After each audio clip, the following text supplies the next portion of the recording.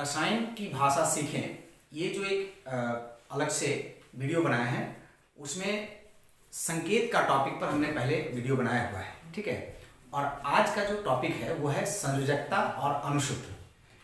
हम समझते हैं कि संयोजकता क्या होता है, अणुसूत्र क्या होता है और संयोजकता के आधार पर अणुसूत्र को कैसे लिखा जाता है। इसके पहले थोड़ा सा हम समझ लें कि ये किस रूप में हमको इम्पोर्टेंट है। सामान्यतः अगर हम केमिस्ट्री में बात करते हैं, रसायन में जब बात करते हैं तो हम ऐसा समझते हैं कि मूल रूप से हम लोगों को पदार्थ के बारे में समझना होता है। और पदार्थ की जब बात हम करते हैं पदार्थ की, तो पदार्थ के तहत तत्व भी आता है, पदार्थ के तहत यौगिक भी आता है। और हम लोग जानते हैं कि तत्व के जो परमाणु होते हैं, परमाणु दूसरे परमाणु के साथ मिल करके और यौगिक का निर्माण करते हैं। क्या करते हैं? एक तत्व का परमाणु, जैसे कोई एक तत्व का परमाणु है और कोई दूसरे तत्व का परमाणु, ये दोनों आपस में मिलता है और इस प्रकार से यौगिक का एक अणु का निर्माण होता है, ठीक है। तो स्पष्ट है कि किसी यौगिक के बनने का तात्पर्य है कि उसमें तत्व का जो परमाणु है, एक से ज्यादा परमाणु अलग अलग तत्वों का या समान तत्वों का मिल करके तब यौगिक का अणु का निर्माण करता है, ठीक है। तो ये जो परमाणु संयोग करता है, एक परमाणु दूसरे से संयोग करता है, ठीक है।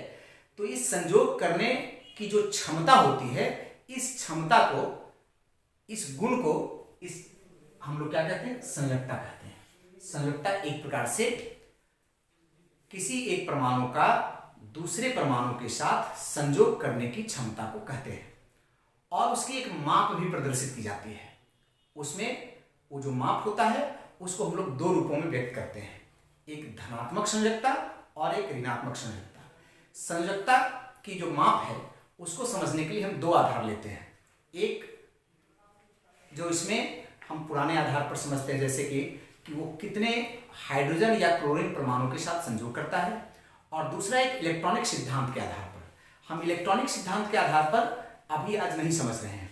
हम आज सामान्यतः ये समझते हैं कि संयोजकता की जो गणना है या उसका जो माप है, हम किस प्रकार से याद रखेंगे और कितना उसका होता है। जैसे हम एक उदाहरण के द्वारा समझेंगे कि देखिए NaCl अगर कहीं एक यौगिक लिखा हुआ है, इस यौगिक में Na मतलब सोडियम एक क्लोरीन के साथ संयोग किया है, एक क्लोरीन के साथ संयोग किया है, तो इस सोडियम की संयोजकता एक मानी जाएगी और वो धनात्मक मानी जाएगी।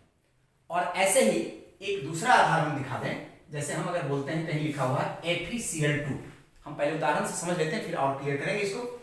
तो जैसे यहां देखिए Fe दो क्लोरीन के साथ संयोग किया है, इसका मतलब Fe का संयोजकता 2 माना जाएगा, +2 माना जाएगा।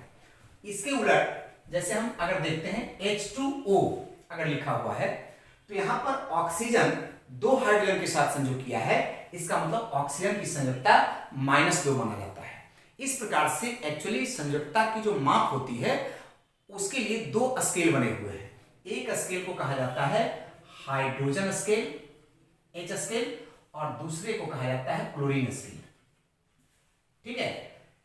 ये हाइड्रोजन स्केल के आधार पर जो मापी जाती है वो ऋणात्मक संयोजकता, निगेटिव जो वैलेंसी है उसको मापते हैं हम लोग, और क्लोरीन के आधार पर पॉजिटिव वैलेंसी को मापते हैं, ठीक है। मतलब जैसे कि कोई एक परमाणु जितने क्लोरीन परमाणु के साथ संयोग करता है उस संख्या को उसका धनात्मक संयोजकता कहते हैं। जैसे यहां पर उदाहरण जो लिए थे इसको देखिए एक बार, कि जैसे यहां पर Fe 2 क्लोरीन के साथ संयोग किया है, तो Fe का संयोजकता +2 होगा। कितना होगा? +2। क्यों? क्योंकि Fe 2 क्लोरीन के साथ संयोग किया है, ठीक है। इसी तरह से यहां पर देखिए ऑक्सीजन 2 हाइड्रोजन के साथ संयोग किया है, इसका मतलब हाइड्रोजन ऑक्सीजन की संयोजकता -2 माना जाएगा। इस तरह से हम किसी की संयोजकता की माप, संयोजकता कितना होगा, ये एक्चुअली पुराने आधार पर ये परिभाषा है कि जितना क्लोरीन के साथ या फिर जितना हाइड्रोजन के साथ वो संयोग कर सकता है। ठीक है, तो इस प्रकार से धनात्मक और ऋणात्मक संयोजकता हम लोग समझ गए कितना हम लोग हो सकता है। इसका एक अलग से लिस्ट दे दिए हम यहाँ पर, ये यहाँ पर दिया हुआ है ऋणात्मक संयोजकता का लिस्ट और ये दिया हुआ है धनात्मक संयोजकता का लिस्ट। हमको इसमें याद कर लेना पड़ता है कि किसकी कितनी संयोजकता होती है, और धनात्मक और ऋणात्मक संयोजकता वाले को आपस में मिला करके हम यौगिक का अनुसूत्र को लिखते हैं। तो अनुसूत्र को लिखने में सामान्यतः हमको इसमें से क्या करना पड़ता है कि एक धनात्मक संयोजकता वाला और एक ऋणात्मक संयोजकता वाला को मिलाते हैं और इस प्रकार से किसी का अनुसूत्र लिखते हैं।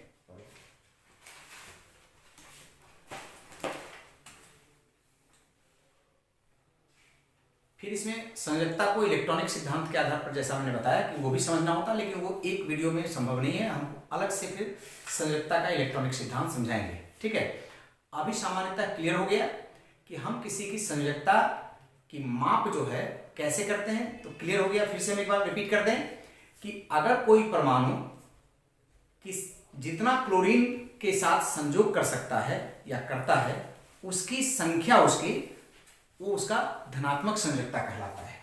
ठीक है, और इसी प्रकार से जितना कोई परमाणु जितने हाइड्रोजन के साथ संयोग कर सकता है, वो संख्या हाइड्रोजन की उस संख्या के आधार पर उसका ऋणात्मक संयोजकता काउंट किया जाता है, जो हमने उदाहरण के द्वारा समझ लिया है।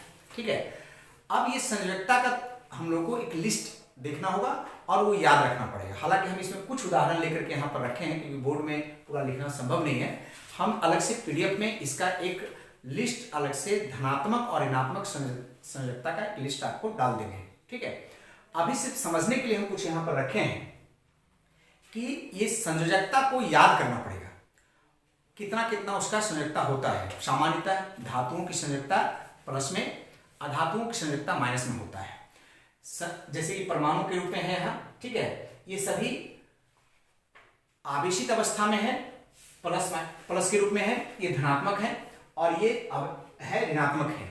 जिसमें से यहाँ से ये जो कुछ है वो मूलक के फॉर्म में कहे जाते हैं। ये वाला ये जो है ये मूलक के रूप में कहे जाते हैं, मैंने परमाणुओं का एक समूह होता है, ये मूलक के रूप में कहे जाते हैं। ठीक है, मूलक।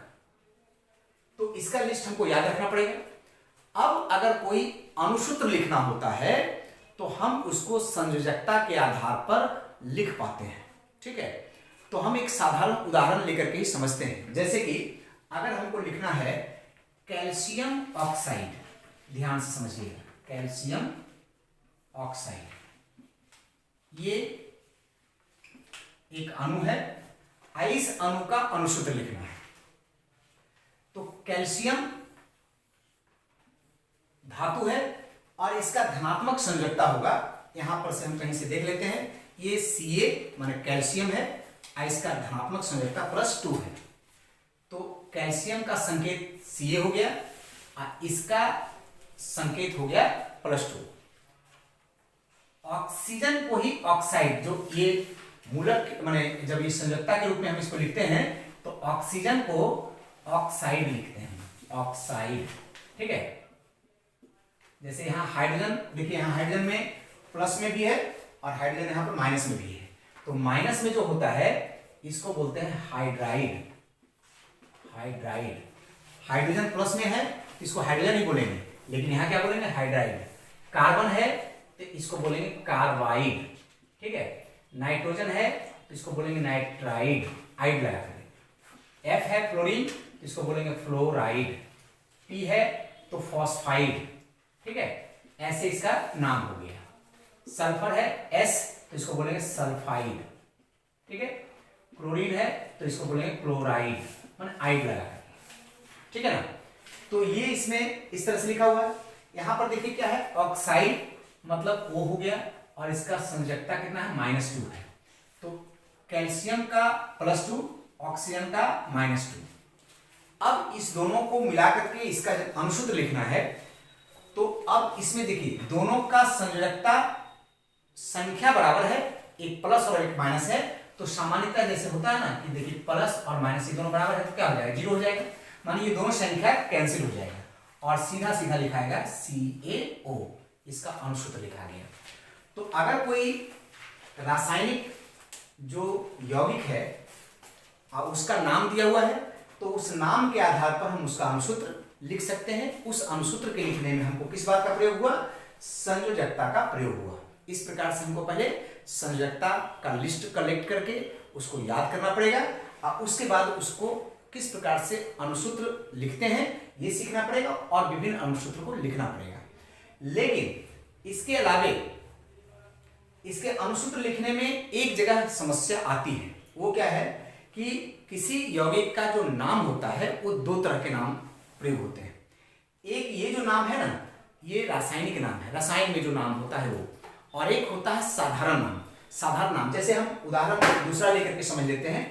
आप देखिए जल, अगर हम जल बोलते हैं तो जल एक साधारण नाम है, लेकिन एक्चुअली इसका नाम होता है हाइड्रोजन ऑक्साइड। कैसे? इसका नाम होता है हाइड्रोजन ऑक्साइड। तो जल अगर हम बोलेंगे तो उसका अगर अनुसूत्र लिखने के लिए अगर कोई बोलेगा तो हम इस तरह से विधि का प्रयोग करके अनुसूत्र नहीं लिख पाएंगे। क्यों? क्योंकि जल एक साधारण नाम है और उसमें हमको ये पता नहीं चलेगा कि कौन कौन सा उसमें परमाणु या मूलक या संयोजकता लगा है। तो उसका हमको क्या करना पड़ेगा? पहले एक साधारण नाम से हमको रासायनिक नाम जानना पड़ेगा। ठीक है, जब रासायनिक नाम जानेंगे तो जैसे ये हुआ हाइड्रोजन ऑक्साइड, तो हाइड्रोजन के लिए संकेत होता है H और उसका संयोजकता होता है +1। ठीक है, ऑक्साइड का O होता है और उसका संयोजकता होता है -2। अब ये दोनों अगर बराबर नहीं है तब देखिए क्या होता है, ये इसमें जाकर के एडजस्ट होता है और इसमें नीचे में एडजस्ट होता है। लेकिन संख्या बराबर नहीं है तो क्या हुआ? इस तरह से एडजस्ट हुआ। तो देखिए कैसे लिखा जाए, H में 2 माइनस और प्लस सिर्फ इंडिकेट करता है कि प्लस वाला को पहले लिखेंगे और माइनस वाला को पीछे लिखेंगे। तो H पहले लिखाया और O पीछे लिखाएगा। H में देखिए 2 जाकर के लटक जाएगा, O में 1 लटकेगा, 1 लिखना जरूरी है। इस प्रकार से H2O सूत्र लिखाया किसका? हाइड्रोजन ऑक्साइड का, और वो एक्चुअली किसका है? जल का सूत्र है। तो इसमें हमको क्या करना पड़ेगा? तब इसका मतलब कि कुछ ऐसे यौगिक होंगे जिसके दो तरह के नाम हो सकते हैं, एक साधारण नाम हो सकते हैं और एक रासायनिक नाम हो सकते हैं। जिसका रासायनिक नाम दिया हुआ है उसका अनुसूत्र तो हम इजीली लिख लेंगे, लेकिन जिसका अगर हमको साधारण नाम दिया हुआ है तो उसका हमको रासायनिक नाम जानना पड़ेगा और तब उसके अनुसूत्र लिखने की विधि को हम यूज करेंगे। ठीक है,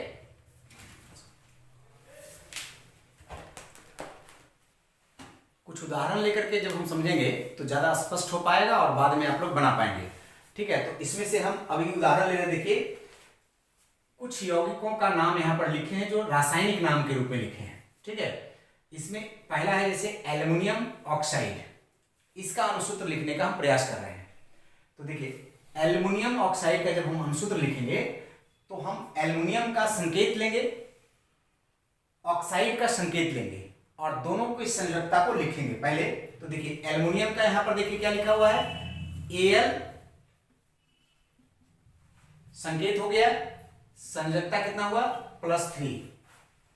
ऑक्साइड मतलब ये ऑक्सीजन, उसका संकेत हो गया O और संयोजकता कितना हो गया? -2। बड़े ही सिंपल तरीके से हम लोग को समझना है कि देखिए ये 3 प्लस माइनस सिर्फ डायरेक्शन देता है कि प्लस वाला को पहले लिखना है, माइनस वाला को बाद में। 3 इसमें जाके लटकेगा और 2 इसमें जाके लटकेगा। तो ऐसा देखिए क्या होगा, Al में 2 और ऑक्सीजन में 3। ये सूत्र हो गया एल्युमिनियम ऑक्साइड का। कोई दिक्कत है इसमें? ठीक है, ऐसे ही हम एक बार पोटेशियम ऑक्साइड का सूत्र लिख करके देखते हैं। ठीक है, पोटेशियम के लिए देखिए संकेत यहां पर लिखा हुआ, देखिए यहां हम इधर उधर ऐसे आपके पास पीडीएफ में रहेगा। तो पोटेशियम का संकेत होता है K, संयोजकता उसका है +1, देख चुके हैं। ऑक्साइड का बार बार देख रहे हैं क्योंकि इसी का रिपीट करवा रहे हैं, बाकी बाद में अपना ले लीजिएगा, उसमें से कोई भी एक तो हो जाएगा। माने प्लस और माइनस के साथ इस प्रकार से कैसे मिला रहे हैं हम खाली समझा रहे हैं। उसके बाद आप किसी को भी लीजिएगा तो उसी तरह से होगा। ऑक्सीजन का होता है -2, चूंकि ये बराबर नहीं है, एक ऐसे जाएगा क्रॉस होगा तो K में 2 लटकेगा और वो O लिखेंगे। ठीक है, K2O। कोई दिक्कत है इसमें? इस प्रकार से हम देख रहे हैं कि हम किसी का भी अनुसूत्र लिख सकते हैं, जिसका नाम दिया हुआ है उसका हम अनुसूत्र लिख सकते हैं। फिर इसी तरह से और एक नाम दिया हुआ है उसको भी देख लेते हैं एक बार, कैल्शियम हाइड्राइड। कैल्शियम के लिए यहां पर देखते हैं, कैल्शियम के लिए यहां पर क्या है Ca, ठीक है, Ca और इसका संयोजकता होता है +2। मतलब साफ है कि हमको संकेत और उसका संयोजकता याद रखना पड़ेगा। और हाइड्राइड है, हाइड्रोजन का ही माइनस वाला जो होता है उसको हम लोग हाइड्राइड के रूप में जानते हैं, ठीक है। तो -1 हो गया, H का -1।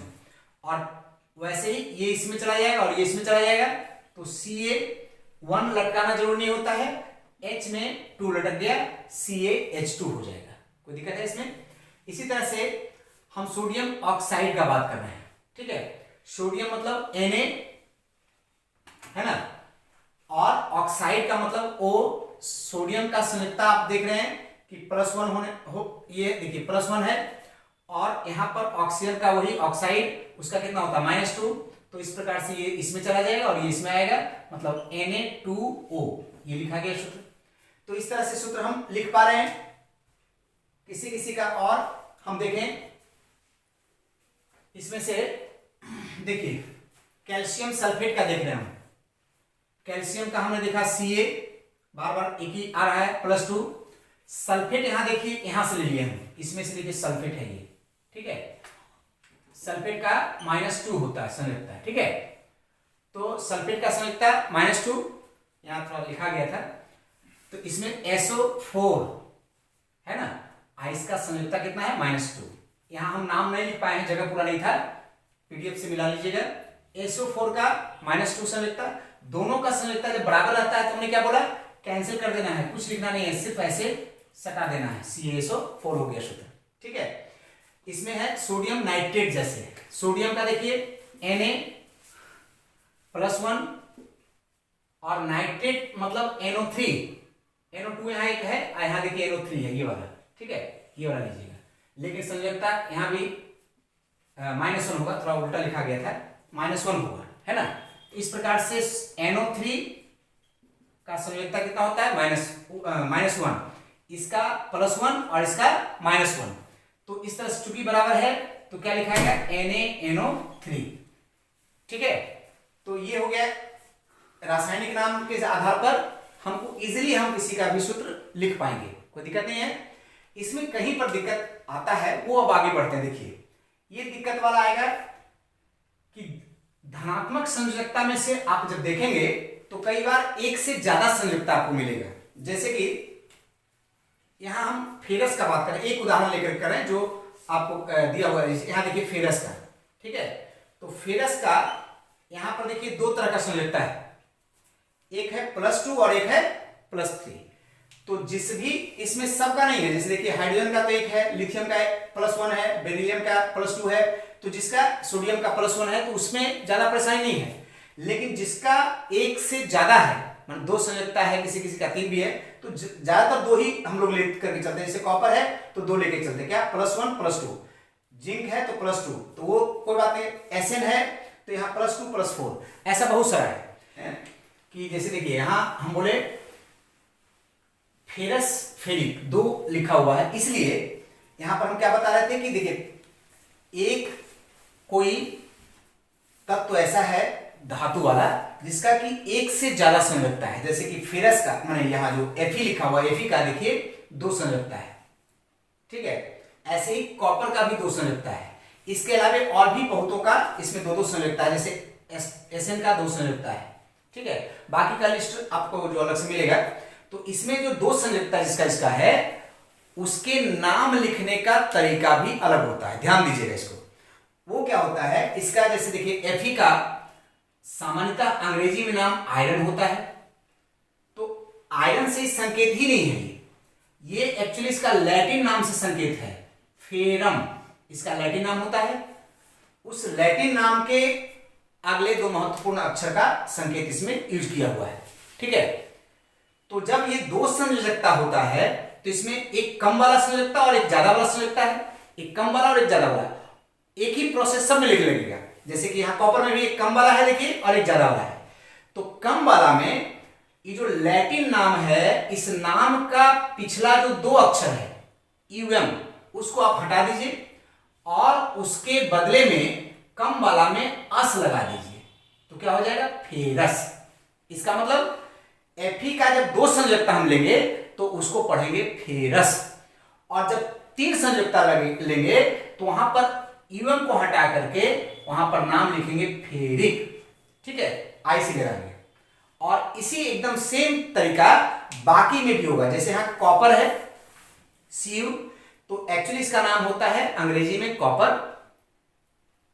अब चूंकि अंग्रेजी नाम से ज्यादातर शुरू करते हैं, लेकिन इसका संकेत Cu जो है वो है लैटिन नाम से। लैटिन नाम इसका क्या है? क्यूप्रम, ठीक है, समझिएगा इसको ध्यान से। तो इसमें जब हम अलग अलग जब देखेंगे, जैसे Cu का हम एक बार देख रहे हैं, तो इसका लैटिन नाम क्या होता है? क्यूप्रम, ठीक है। तो देखिए अब बाकी में भी आप ऐसे कर लीजिएगा, यहां से यूएम को हटाइए, जब इसका हम प्लस माने कम वाला संयोजकता इसका कौन है? +1 है, एक संयोजकता है +2 है। तो जब 1 संयोजकता लेंगे तब इसका नाम क्या पढ़ेंगे? देखिए क्यू माने क्यूप्रम है तो क्यू प्लस लगा देंगे, माने OUS कर देंगे। उसमें क्या करेंगे? यूएम हटा देंगे और एस लगा देंगे, और इसमें क्या करेंगे? क्यूप्रिक कर देंगे, IC लगा देंगे। और एकदम ऐसे ही जैसे SN है तो ये अस्टेनस है, सॉरी अस्टेनम है, लैटिन में इसको क्या बोलते हैं? अस्टेनम। तो अस्टेनम में 2 जब संयोजकता लेंगे तो इसको पढ़ेंगे अस्टेनस, और जब 4 संयोजकता लेंगे तो पढ़ेंगे स्टैनी। आई थिंक अब सब समझ गए होंगे। इसमें अस्टिबियम है तो जब कम संयोजकता है तो पढ़ेंगे अस्टिबियस, और ज्यादा संयोजकता है तो अस्टिबिक, इस तरह से। और ऐसे ही Hg में है उसी तरह से। Hg का थोड़ा सा ध्यान दीजिएगा, ये बहुत ही माने 2 तरह के नाम से जानते हैं इसको। इसको अंग्रेजी में भी नाम दिया जाता है और लैटिन में भी नाम दिया जाता है। जैसे ये Hg है, हम यहां पर लिख दे रहे हैं इसको। Hg में देखिए Hg, ठीक है, तो एक्चुअली इसको हम मरकरी के रूप में जानते हैं अंग्रेजी में, ठीक है, और लैटिन में इसको हाइड्रागायरम बोलते हैं, हाइड्रागायरम, ठीक है। तो इसका जब हम यूज करते हैं यौगिक लिखने में तो मरकरी का भी यूज कर लेते हैं और हाइड्रागायरम का भी यूज कर लेते हैं, ठीक है। इसमें जब इसका संयोजकता +1 लेंगे हम, +1, तो इसको हम मरक्यूरस भी पढ़ते हैं, ठीक है, मरक्यूरस माने मरकरी में OUS लगा देते हैं, और या फिर हाइड्रागायरस भी पढ़ते हैं, हाइड्रागायरस, ठीक है। ठीक है, ऐसे जब इसका +2 संयोजकता लेते हैं तो इसको मरक्यूरिक पढ़ते हैं, मरक्यूरिक, ठीक है, या हाइड्रागायरिक। तो अब देखिए यहां से हम ये समझ लिए कि जिसमें धनात्मक संयोजकता में अगर एक से ज्यादा संयोजकता है तो उसके ज्यादातर 2 तरह के 2 संयोजकता होते हैं, एक कम वाला और एक ज्यादा वाला। तो जब कम वाला होता है तो उसका पहले नाम लिखने में क्या करते हैं? उसका लैटिन नाम हम चले जाते हैं, और लैटिन नाम संकेत के साथ, लैटिन नाम हम जो पिछला संकेत वाला जो वीडियो बना हुआ उसके PDF में डाला हुआ है, तो उसमें लैटिन नाम में जाते हैं। उस लैटिन नाम के पिछला जो यूएम है उसको हटा करके सब में एक ही प्रोसेस देख लिए, और उसमें क्या करते हैं? कम वाला में एस लगा देते हैं और ज्यादा वाला में इक लगा देते हैं। इस प्रकार से नाम हमको क्लियर हो गया। अब यहां आते हैं हम, देखिए फेरस ऑक्साइड और फेरिक ऑक्साइड का सूत्र लिखना है, ठीक है। तो देखिए यहां फेरस जब हम बात करेंगे, एक ही देखिए अब यहां पर है फेरस, तो फेरस का क्या बात करें क्या होगा? Fe लिखाएगा, लेकिन उसमें संयोजकता क्या होगा? +2 लिखेंगे, ठीक है। और ऑक्साइड मतलब वो, और उसका संयोजकता होता है -2, यहां पर देख चुके हैं -2। तो इस तरह से बराबर है, तो इसका सूत्र हो जाएगा FeO, किसका? फेरस ऑक्साइड का। कोई दिक्कत है इसमें? अब जब फेरिक ऑक्साइड का बात करेंगे तो Fe का संकेत तो Fe रहेगा, लेकिन उसका संयोजकता क्या लेंगे? +3, ठीक है। और ऑक्साइड का वही हो जाएगा क्या? O-2। चूंकि दोनों बराबर नहीं है तो 3 चला जाएगा इसमें और ये चला जाएगा इसमें, Fe2O3, इस तरह से बन जाएगा। यहां पर एक और नाम दे दिए, कभी कभी नियम से हट करके भी कुछ काम होते रहता है इसमें, एक नियम चलते। देखिए यहां पर नाम दे दिया फेरेसोफेरिक ऑक्साइड, मतलब फेरस और फेरिक दोनों को मिला करके बन जाता है फेरेसोफेरिक। देखिए FeO Fe2O3, अगर दोनों को मिला दीजिए तो बन जाएगा Fe3O4, मतलब 1 और 2 3 और 1 और 3 4, तो Fe3O4 जो होगा वो हो जाएगा फेरेसोफेरिक ऑक्साइड, ठीक है। इस प्रकार से कई जगह पर हमको संयोजकता के अलावा भी काम करना पड़ता है, और कहीं कहीं पर समानुपातिक तरीका से भी यूज करना पड़ता है। तो अब हम समझते हैं कि आप एकदम क्लियर बना पाइएगा। क्यूप्रस ऑक्साइड है और क्यूप्रिक ऑक्साइड है। हम इधर ऑक्साइड ही एक तो ले रहे हैं, बाकी आप इसमें माइनस दूसरा भी ले सकते हैं, कोई जरूरी नहीं है। तो अभी हम एक ही ले रहे हैं। तो क्यूप्रस अगर हम लोग बोलते हैं, यहाँ पर देखिए कॉपर का 2 संयोजकता है, तो इसमें +1 है और +2 है। अगर +1 हम लेते हैं मतलब कि क्यूप्रस लेंगे, हम समझा चुके हैं, और +2 लेंगे मतलब क्यूप्रिक लेंगे, और इस प्रकार से ऑक्सीजन के साथ जैसे इसको मिला है वैसे आप सूत्र लिख सकते हैं। मर्क्यूरस अभी हमने समझाया कि जो पारा होता है, पारा उसको अंग्रेजी में मर्क्यूरस माने मरकरी बोलते हैं। तो हम अगर मर्क्यूरस बोलते हैं तो उसका संयोजकता क्या लेंगे, +1 लेंगे, और अगर मर्क्यूरी बोले होते तो क्या लेते, +2 लेते। इस प्रकार से हम ये अगर एक से ज्यादा वाला जो संयोजकता होता है उसके लिए हम इस प्रकार से सूत्र लिख सकते हैं। फिर इसके बाद अब एक नया टॉपिक देखिए, इसमें जो हम बीच में एक उदाहरण से समझा भी चुके थे कि किसी किसी का हमको साधारण नाम अलग होता है माने केमिस्ट्री में, और रासायनिक नाम अलग होता है। जैसे कि एकदम सिंपल उदाहरण हम लेकर के शुरू करते हैं। साधारण नाम में देखिए, साधारण नमक जो हम लोग खाते हैं नमक, उसका नाम है साधारण नमक। उसका जब हम रासायनिक नाम जानते हैं तो पता चलता है वो है सोडियम क्लोराइड। तो अब अगर हमको यौगिक लिखना पड़ेगा तो साधारण नाम अलग से अगर किसी का दिया हुआ है तो हम उसका रासायनिक नाम को जानना पड़ेगा। मतलब प्रत्येक साधारण नाम वाला का रासायनिक नाम हमको जानना पड़ेगा।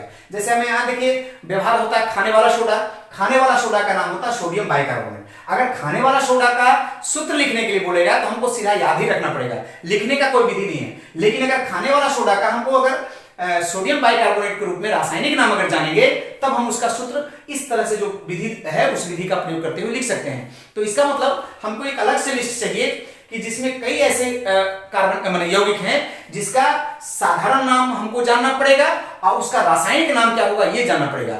ये कभी कभी प्रश्न में भी आ जाता है, किसी का रासायनिक नाम दिया हो उसका साधारण नाम पूछ देता है, और साधारण नाम दिया हो तो रासायनिक नाम पूछ देता है। लेकिन जब हमको अनुसूत्र लिखना पड़ेगा, अनुसूत्र याद रखने की चीज नहीं होती है, उतना याद रखना संभव नहीं है। तो हमको क्या करना पड़ेगा कि उस साधारण नाम का रासायनिक नाम पहले याद रखना पड़ेगा और रासायनिक नाम से हम अनुसूत्र बना सकते हैं। जैसे यहां हम उदाहरण लेकर के देख रहे हैं, देखिए यहां पर जैसे है साधारण नमक, ठीक है। तो साधारण नमक का बना नहीं सकते हैं, इसका होता है सोडियम क्लोराइड, तो सोडियम क्लोराइड का बना सकते हैं। सोडियम का Na और उसका संयोजकता कितना होता है, +1, पहले देख चुके हैं, +1 होता है।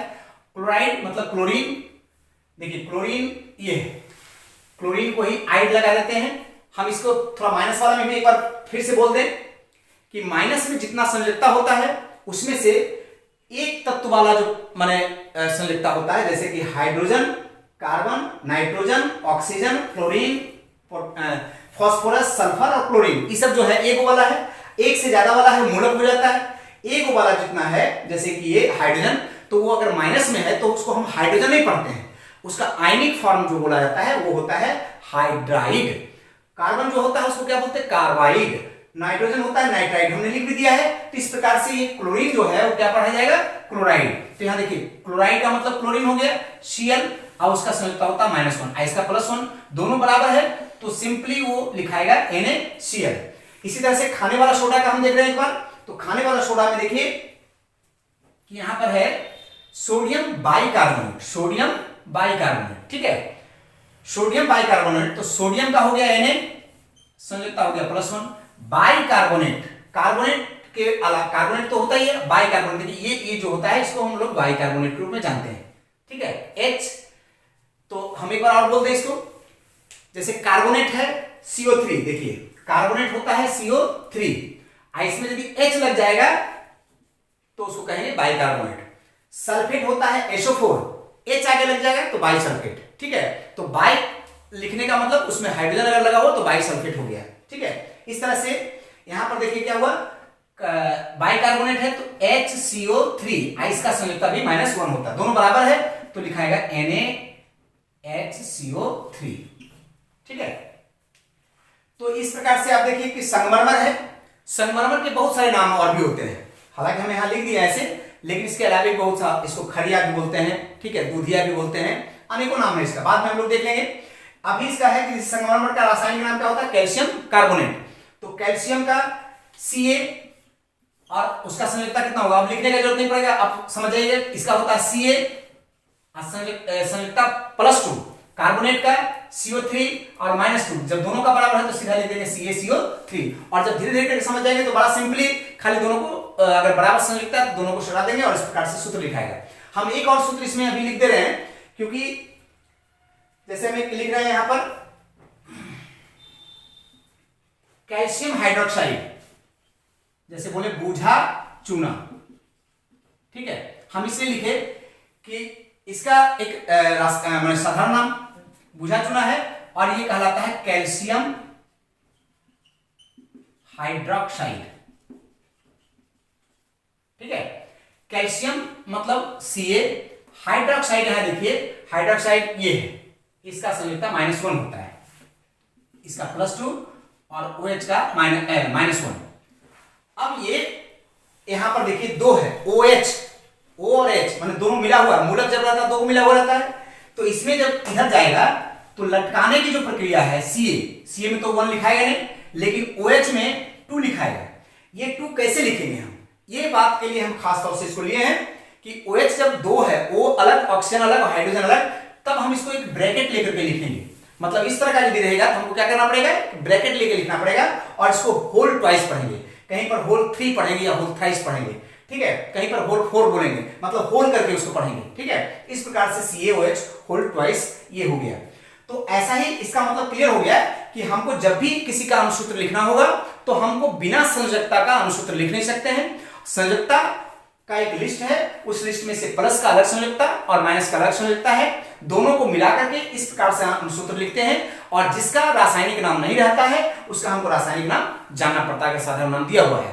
तो आज का वीडियो में हम अनुसूत्र लिखने के लिए संयोजकता के आधार पर समझाए, संयोजकता क्या होता है ये समझाए, और अगले वीडियो में रसायन की जो सहज भाषा को सीखने के लिए हम बता रहे हैं, वो अगले वीडियो में हम अनुसूत्र के बाद की स्थिति में एक हम जैसे समीकरणों और समीकरणों को फिर बैलेंसिंग करने के लिए इन सबों को सीखेंगे, ठीक है। आज का इतना ही।